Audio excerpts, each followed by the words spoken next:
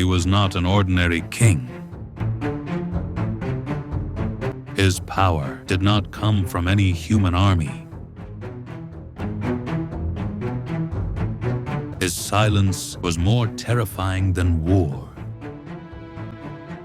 Animals understood his language. Birds flew at his command. The wind would clear a path for him. The Jinn were enslaved to him. This is the story of such a king. He was known not by his crown, but by his wisdom, whose silence became a command, and whose power was a trust from Allah.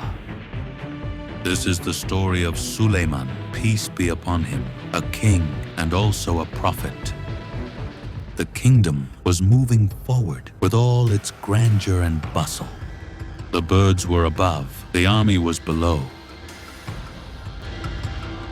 With every step, one region was being left behind. The ground was trembling from the echo of the footsteps.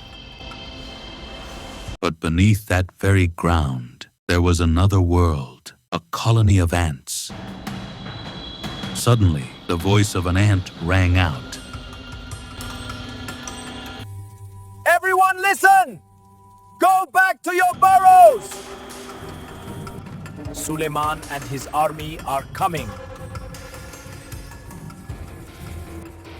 They don't mean it intentionally, but they could crush us. Chaos broke out in the colony. Thousands of tiny feet began to run. And in that very moment, the army came to a halt. The dust settled. The horses stood still. The birds froze in the air. Sulaiman had heard that voice, a voice no human could hear, the voice of an ant.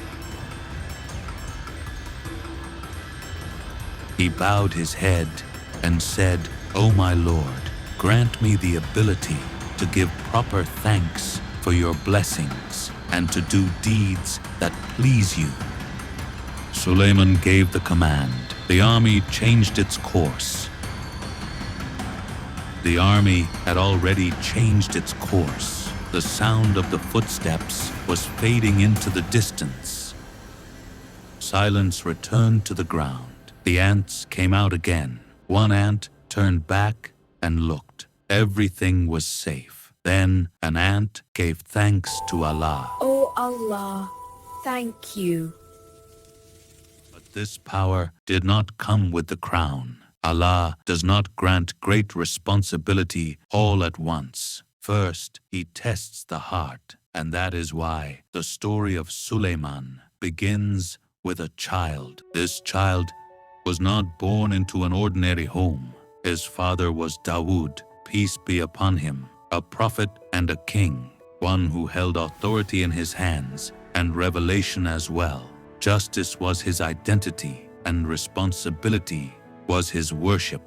A dispute between two people was brought before Dawood. Dawood, peace be upon him, was listening attentively.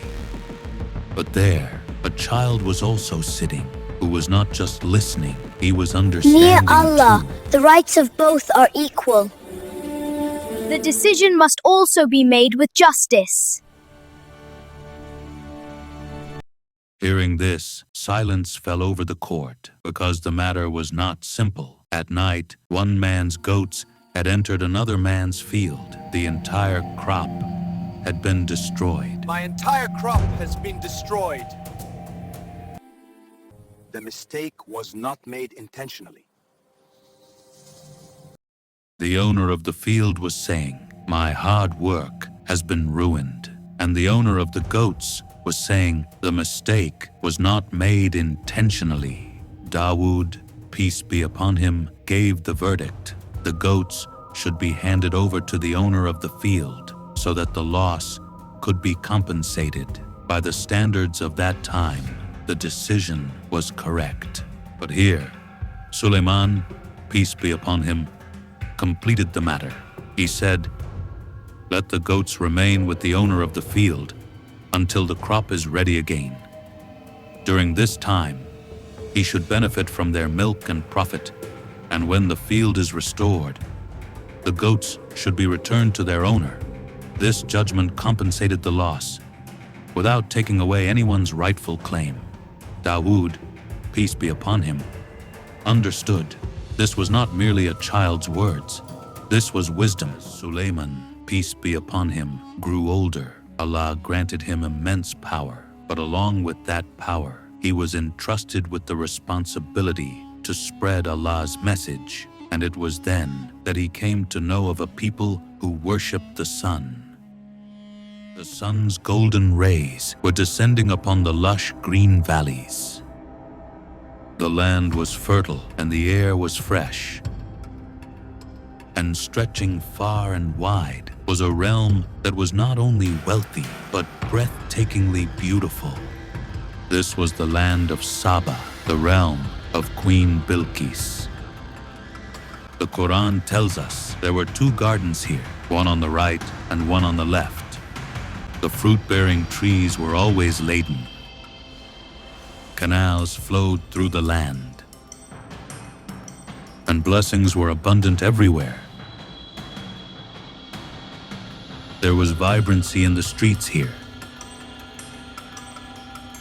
The ruler of this realm was Queen Bilqis, a queen not only of beauty, but also of intellect and wisdom. Queen Bilqis was not merely a ruler who sat on a throne.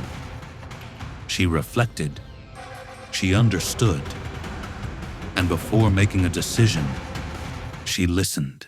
But there was one shortcoming. The queen and her people did not recognize Allah. They worshipped the sun. The governance was sound, but the path was not. Then one day, a letter arrived from Sulaiman, peace be upon him. No threat, no arrogance, just an invitation, a call toward Allah. Queen Bilqis did not declare war. She said, when kings attack, settlements are destroyed. She chose wisdom first. She sent a gift. But Sulaiman, peace be upon him, was not bought by wealth.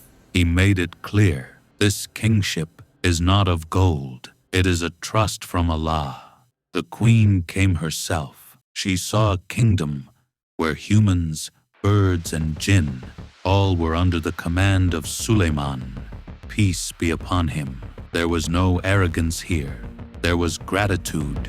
When the queen saw the truth in the palace of glass, she understood this was no illusion of sight. It was the power of Allah. Queen Bilqis said, I have wronged myself. Now I believe in Allah, the Lord of all the worlds.